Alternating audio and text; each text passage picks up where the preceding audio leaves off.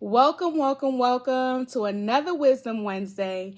My name is Dr. Kiana Obang, affectionately known as Dr. Q, and I am the CEO, founder, and culture strategist for the Culture Academy, LLC. We are still in turbulent times, and so that's where we're going to keep our conversation this week as well. So last time when we met, we talked about how to take care of yourself as a leader during turbulent times.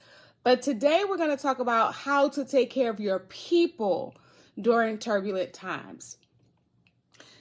Similarly to last week, this week might have been even harder than the week before. Again, we have lots of different challenges, initiatives that we have to comply with, in addition to real life, right? We had a very tragic situation to happen recently, and it just, again, totally weighs on your heart as a leader. In full transparency, I got emotional this week, and I got emotional in front of some of my staff members. Dare I say I even cried. But my staff member that was privy to that really appreciated the vulnerability that I shared. In fact, the staff member said, wow, it's good to know that you really get what we're going through. And I'm like, listen, friend, just because I put my game face on, y'all don't know what happens when I get to the house. This is some hard stuff. So I was thinking about that comment that staff member made. I was thinking about my colleagues who are going through difficult times. And I was just thinking about how we can all work together, help each other stay afloat. And so I thought about a few points that have been crucial in this time of uncertainty, in these turbulent times, if you will. So the first thing I want to talk about, of course, I'm going to give you 3 tips, okay? So the first thing I want to talk about is being able to adapt. Things are flying in. I almost feel like a ninja. Things are flying at us left and right. And it is truly essential as a leader to keep your composure, to stay flexible, to remain open-minded, solutions-focused, and to also embrace and encourage innovation with your team. We are in times where we have to operate within certain parameters, and it is great to engage your staff or your team in conversations on, this is what this looks like now. How can we make this work? That problem solving, solutions focused viewpoint, rather than just saying these are all the things we can't do.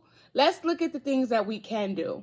And my current leader said that in a conversation that they had with all of the schools. It was like, let's not focus on the do nots. Let's focus on the do's. And I thought that was spot on. The second tip, so the first one is adapt.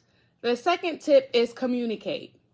I can't tell you enough how important it is to make sure that you are, as a leader, issuing clear and consistent communication.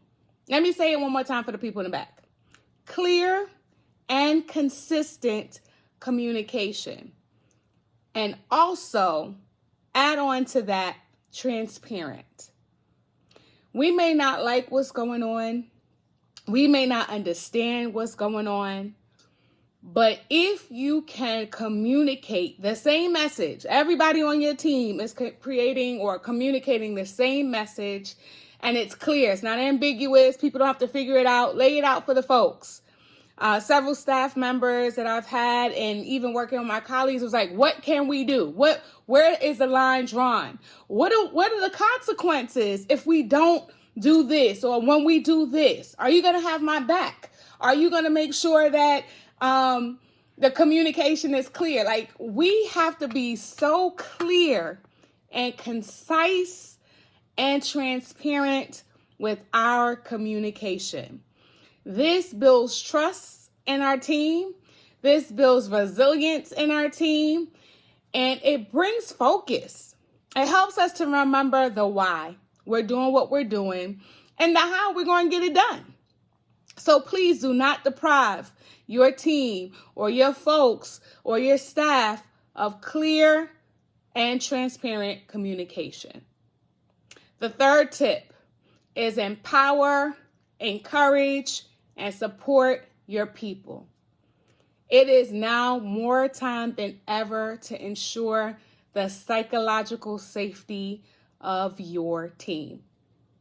I'm going to say that again. Check on your people. It is more important now than anything to check on the psychological safety of your team. How do you do this? Check in with your people regularly. Do drive-bys, walk-bys, stop-bys. Check in on them in their element. Are you good? Do you need anything? How can I help you? You need to take a break. You need to take a moment to breathe. You need a hug. Look, I've hugged many of people this week and last week because it was what was needed. It's what they needed. Lead with empathy. People are going through it. We're going through it too. Let's be very clear. We're going through it too. But let me tell you, it is a trickle-down effect. If your people don't feel safe, supported, that they could come and lean on you in their time of need, they are not going to be productive at all. Check on your people. Make sure they're good. Make sure they're good. So let's recap the 3 ways to check on your folks in turbulent times. The first one is A, adapt.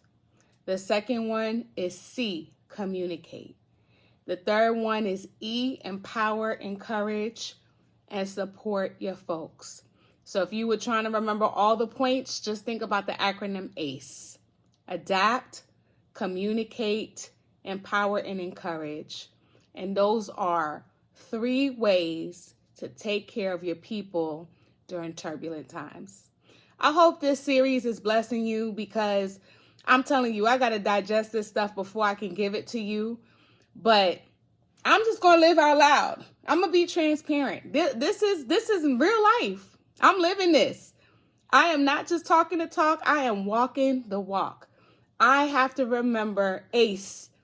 When I want to sail through turbulent times, I have to remember ACE. Adapt, communicate, encourage, and empower and support your people. Until next time, guys. Bye.